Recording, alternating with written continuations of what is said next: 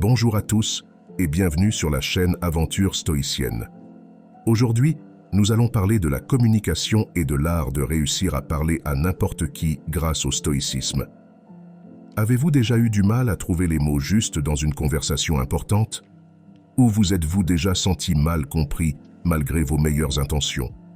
Que diriez-vous de découvrir comment la sagesse stoïcienne peut transformer votre manière de communiquer en vous aidant à rester calme, authentique et clair, peu importe la situation? Pour comprendre comment le stoïcisme peut nous aider à améliorer notre communication, il est essentiel d'abord d'identifier ce qui la sabote. Nous allons commencer par explorer ce que Julian Treasure appelle les péchés capitaux de la communication. Ce sont 7 comportements qui, selon lui, empoisonnent nos échanges et nous éloignent d'une communication authentique. Et vous verrez que ces pièges sont particulièrement incompatibles avec les enseignements stoïciens. Le premier de ces péchés est le commérage. Parler en mal de quelqu'un qui n'est pas là, c'est un moyen rapide de créer une atmosphère de méfiance et de négativité. Pensez-y un instant. Si vous êtes constamment entouré de gens qui parlent derrière le dos des autres, que ressentez-vous? Une forme de malaise peut-être, et un manque de confiance.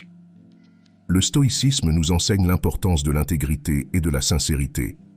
Les stoïciens, tels que Marc Aurèle, prônaient une parole mesurée et respectueuse, où chaque mot compte. En évitant les commérages, non seulement nous cultivons un environnement plus sain autour de nous, mais nous restons aussi fidèles à nous-mêmes, ce qui est l'une des clés de la tranquillité d'esprit. Le deuxième piège est le jugement. Juger les autres dans une conversation, c'est comme ériger des murs entre vous et votre interlocuteur. Lorsque vous jugez, vous fermez la porte à une écoute véritable et vous imposez une distance. Les stoïciens, eux, prônaient la suspension du jugement. Pour Épictète, par exemple, il est crucial de comprendre avant de juger, et souvent, de ne pas juger du tout. Cela ne signifie pas que vous devez accepter tout ce qui se présente, mais plutôt que vous devez observer sans émettre d'opinion hâtive. En pratiquant la suspension du jugement, vous ouvrez la porte à un dialogue plus ouvert, plus honnête, où l'écoute attentive peut vraiment avoir lieu. Le troisième péché est la négativité. Nous avons tous rencontré des personnes qui semblent toujours voir le verre à moitié vide, qui se plaignent constamment ou qui attirent l'attention sur ce qui ne va pas. Cette habitude est non seulement toxique pour les relations, mais elle l'est aussi pour notre propre bien-être.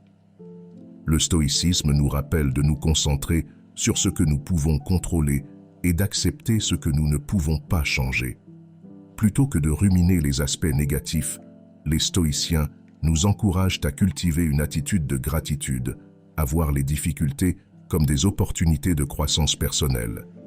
Imaginez combien votre communication changerait si, au lieu de vous plaindre, vous trouviez des moyens constructifs de répondre aux défis. Ensuite, il y a les excuses. Chercher des excuses ou blâmer les autres est une forme de fuite, un refus de prendre la responsabilité de nos actions. Les stoïciens valorisent la responsabilité personnelle. Marc Aurèle écrivait que chaque individu est responsable de sa propre âme, de ses pensées et de ses actions. En adoptant cette perspective, nous devenons plus conscients de l'impact de nos paroles et plus disposés à reconnaître nos erreurs. Cela crée un environnement où l'on peut avoir des conversations honnêtes, fondées sur la confiance mutuelle. Le cinquième piège est l'exagération. Embellir ou déformer la réalité pour rendre une histoire plus impressionnante est un autre moyen de perdre la confiance des autres. Le stoïcisme, avec son accent sur la vérité et la simplicité, nous invite à parler avec précision et modération. Quand vous exagérez, vous jouez avec la réalité, et cela finit toujours par se retourner contre vous. En restant fidèle aux faits, en parlant avec simplicité, vous construisez une réputation de fiabilité qui est inestimable dans toute forme de communication. Nous avons également le dogmatisme.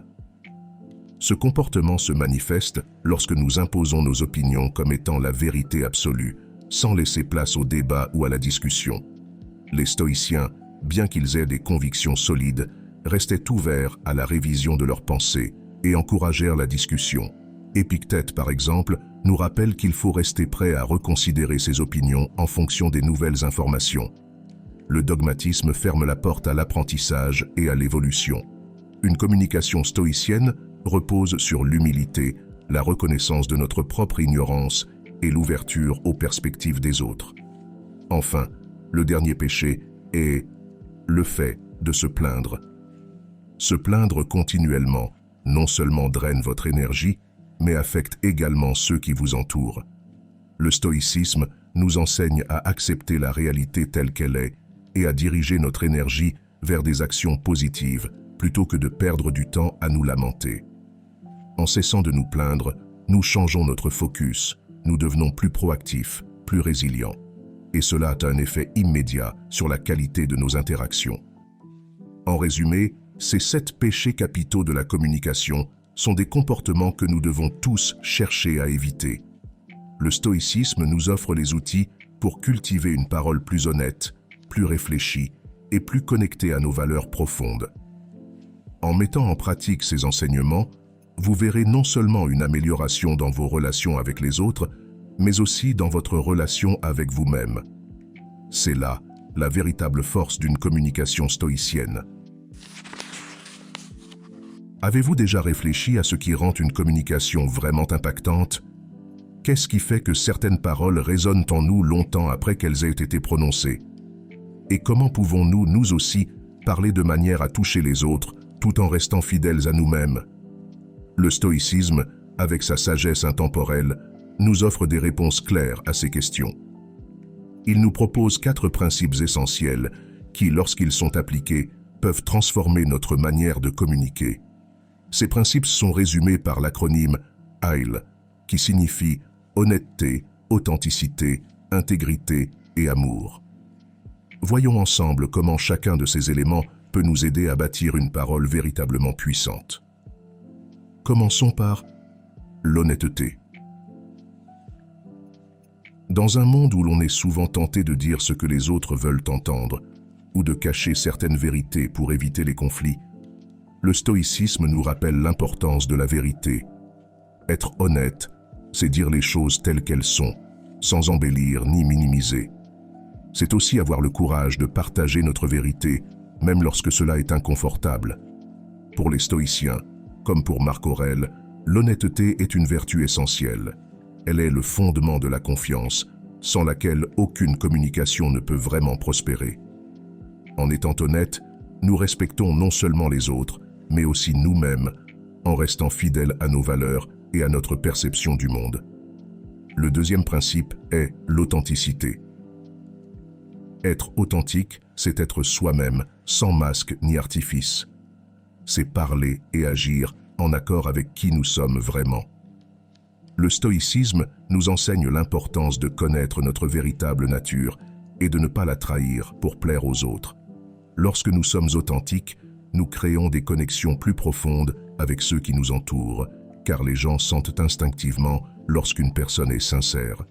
Cela ne signifie pas que nous devons tout dire ou tout partager, mais plutôt que ce que nous choisissons de dire doit être en accord avec notre être intérieur. L'authenticité attire la confiance et le respect et permet des échanges plus riches et plus significatifs. Vient ensuite l'intégrité. Si l'honnêteté est le fait de dire la vérité, l'intégrité est la cohérence entre nos paroles et nos actions. Elle est la manifestation externe de notre honnêteté et de notre authenticité. Les stoïciens considéraient l'intégrité comme l'une des plus hautes vertus, car elle est le reflet de notre engagement envers ce qui est juste et bon. Avoir de l'intégrité, c'est faire ce que nous disons et dire ce que nous faisons. C'est tenir nos promesses, respecter nos engagements et agir en accord avec nos principes. Lorsque nous agissons avec intégrité, nous devenons des modèles de fiabilité pour ceux qui nous entourent, et notre parole gagne en puissance et en influence. Enfin, il y a l'amour. Cela peut sembler surprenant, mais l'amour, ou plus précisément la bienveillance, est un élément central d'une communication efficace. Pour les stoïciens, l'amour n'est pas seulement un sentiment, mais une disposition active à vouloir le bien de l'autre. Lorsque nous parlons avec amour, nos paroles sont empreintes de respect, de considération et de générosité. Cela ne signifie pas que nous devons toujours être doux ou éviter les vérités difficiles, mais plutôt que même dans les moments de franchise, notre intention est guidée par la volonté d'aider, de soutenir et de grandir ensemble. Parler avec amour, c'est reconnaître notre humanité commune et utiliser notre parole pour élever plutôt que pour blesser. En appliquant ces 4 principes, honnêteté, authenticité, intégrité et amour, nous construisons une communication qui non seulement est entendue, mais qui résonne profondément dans le cœur et l'esprit de nos interlocuteurs. Nous devenons des orateurs, non pas par la force de nos arguments, mais par la clarté de notre intention et la pureté de nos paroles. Imaginez maintenant les effets de ces principes dans votre vie quotidienne. Lorsque vous discutez avec un collègue, par exemple, votre honnêteté crée un environnement de transparence où les malentendus sont minimisés. Votre authenticité attire la confiance, permettant des échanges ouverts et sincères. Votre intégrité vous rend digne de respect, car vous êtes perçu comme quelqu'un de fiable, sur qui l'on peut compter. Et enfin, l'amour ou la bienveillance crée une atmosphère de soutien mutuel, où chacun se sent écouté et valorisé.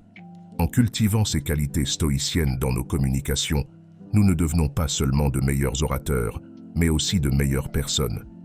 Nous apprenons à parler de manière à ce que nos mots soient porteurs de vérité, de respect, de cohérence et de bienveillance. Et c'est ainsi que nous parvenons à toucher les autres, au-delà des simples mots, à inspirer et à transformer. Nous parlons tous les jours, mais combien d'entre nous se sont réellement arrêtés pour réfléchir à la manière dont nous utilisons notre voix? La voix est un outil puissant, et comme tout outil, elle doit être utilisée correctement pour être efficace. Imaginez-vous dans une situation où vous devez convaincre quelqu'un d'accepter une idée ou de vous suivre dans un projet. Votre choix de mots est important, bien sûr, mais la façon dont vous dites ces mots l'est tout autant, sinon plus. Dans la philosophie stoïcienne, l'idée de maîtriser ses outils, y compris sa voix, est essentielle. La maîtrise de soi, pour les stoïciens, ne s'arrête pas à la gestion des émotions ou des actions. Elle inclut également la manière dont nous communiquons avec le monde extérieur. Votre voix, dans ce sens, devient un reflet de votre état intérieur. Si vous êtes calme, en contrôle et réfléchi, votre voix doit le montrer. La voix est composée de plusieurs éléments que nous allons explorer aujourd'hui. Le registre, le timbre, la prosodie, la cadence, le ton, le volume et même le silence.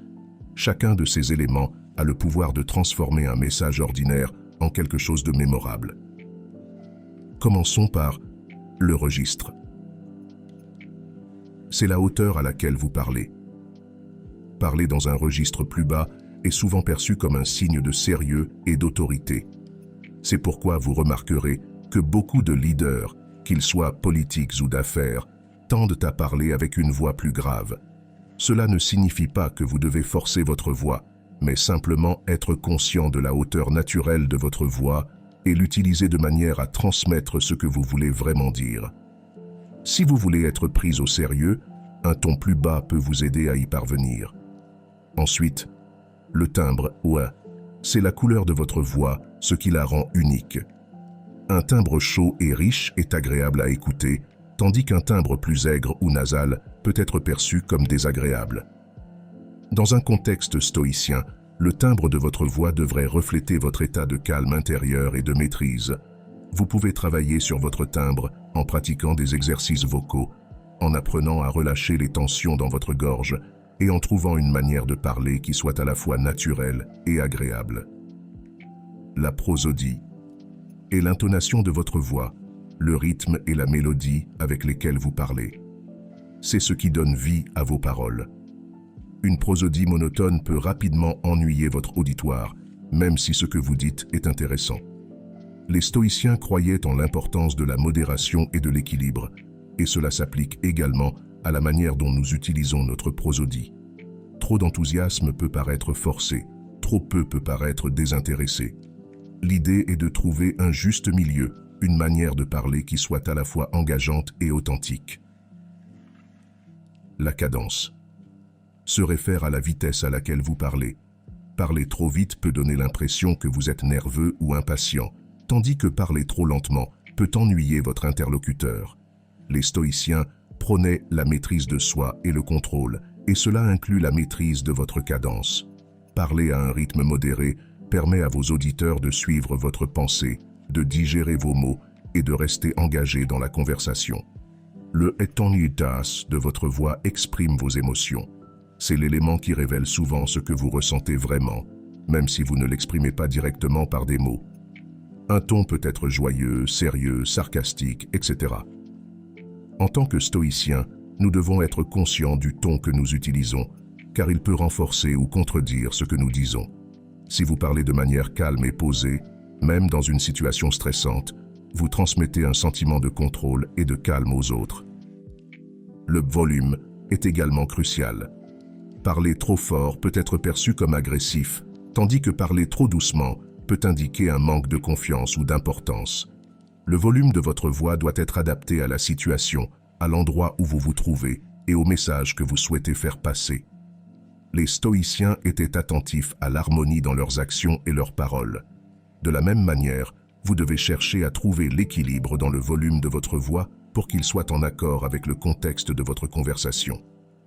Enfin, il y a le silence. Bien que cela puisse sembler contre-intuitif dans une discussion sur la voix, le silence est un des outils les plus puissants dans la communication. Les stoïciens valorisaient le silence comme un moyen de réflexion et de contrôle. Un silence bien placé peut donner du poids à ce que vous venez de dire ou à ce que vous allez dire ensuite. Il permet aussi à votre interlocuteur de digérer vos mots, de réfléchir et de répondre de manière plus profonde. Dans un monde où tout va vite, le silence peut être une véritable force, une manière de ralentir les choses et d'encourager un dialogue plus réfléchi. En maîtrisant ces différents aspects de votre voix, vous ne faites pas que parler. Vous communiquez avec intention, avec clarté et avec une présence stoïque. Votre voix devient non seulement un moyen de transmettre des informations, mais un reflet de votre caractère, de votre sagesse et de votre calme intérieur. C'est ainsi que vous pouvez réellement captiver et convaincre votre auditoire, que ce soit dans une simple conversation ou dans un discours important. Le stoïcisme nous enseigne que nous devons nous adapter à ce que nous ne pouvons pas changer, mais qu'il est également de notre devoir de modifier ce qui est en notre pouvoir pour améliorer notre situation. Créer un environnement propice à l'écoute est l'une des façons dont nous pouvons influencer positivement nos interactions. Imaginez un instant que vous êtes dans un café bruyant, avec des gens qui parlent fort autour de vous, de la musique en fond sonore et des serveurs qui s'affairent. Dans ce contexte, il devient difficile de se concentrer, d'écouter et de comprendre pleinement ce que quelqu'un essaie de vous dire. À l'inverse, si vous vous trouvez dans un espace calme, où le bruit de fond est minimal et où l'acoustique est bonne, l'écoute devient naturellement plus facile et plus agréable. Les stoïciens prêchaient la sérénité de l'esprit, un état que l'on ne peut atteindre si l'on est constamment entouré de bruit et de distractions. Ce principe peut être appliqué à la communication en reconnaissant l'importance de l'environnement sonore. Lorsque vous vous apprêtez à avoir une conversation importante, faites de votre mieux pour créer un cadre qui favorise l'écoute et l'attention. Commencez par choisir un lieu adapté. Si possible, optez pour un endroit calme, avec un minimum de distractions visuelles et sonores. Si vous êtes à l'intérieur, pensez à l'acoustique de la pièce. Les grandes pièces avec des murs nus et des sols en carrelage peuvent créer de l'écho, ce qui rend difficile l'écoute. Dans ces cas, ajouter des tapis, des rideaux ou des meubles peut aider à absorber le son et à créer une meilleure qualité d'écoute. En plus de l'environnement physique, il est important de gérer les distractions numériques. Nous vivons à une époque où les téléphones, les notifications et les écrans sont omniprésents. Lorsque vous voulez avoir une conversation significative, essayez de minimiser ces interruptions. Mettez votre téléphone en mode silencieux ou, mieux encore, éloignez-le complètement de votre champ de vision. Cela envoie un signal fort à votre interlocuteur que vous êtes pleinement présent et engagé dans la conversation. Le stoïcisme nous rappelle également de rester attentif aux autres, de pratiquer l'écoute active. Et cela commence par créer un environnement qui montre à votre interlocuteur qu'il ou elle a toute votre attention. Lorsque vous êtes dans une conversation, votre posture et votre langage corporel doivent également refléter cet état de calme et de présence. Inclinez légèrement votre corps vers l'avant, maintenez un contact visuel doux et hochez la tête pour montrer que vous êtes attentif. Cela crée une connexion plus profonde et montre à l'autre personne que ce qu'elle dit est important pour vous. Enfin, il est essentiel de se rappeler que vous avez aussi le pouvoir de faire savoir à votre interlocuteur lorsque l'environnement n'est pas propice à une bonne communication.